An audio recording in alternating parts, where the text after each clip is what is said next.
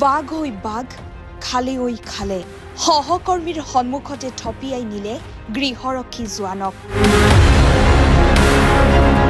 ওৰাং ৰাষ্ট্ৰীয় উদ্যানৰ বিলপাৰ চোৰাং চিকাৰ প্ৰতিৰোধী বন শিবিৰ এলেকাত নিয়োজিত থকা গৃহৰক্ষী জোৱান ধনমণি ডেকাক বাঘে সহকৰ্মীৰ সন্মুখতে হঠাৎ থপিয়াই নি হাবিত প্ৰৱেশ কৰে।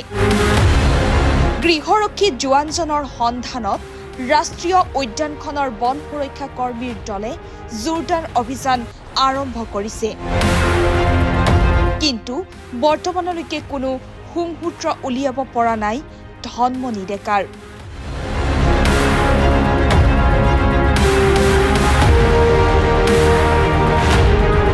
দলগাঁৱৰ পৰা খৰ্গেশ্বৰ চৌধুৰীৰ প্ৰতিবেদন, দি নৰ্থ ইষ্ট।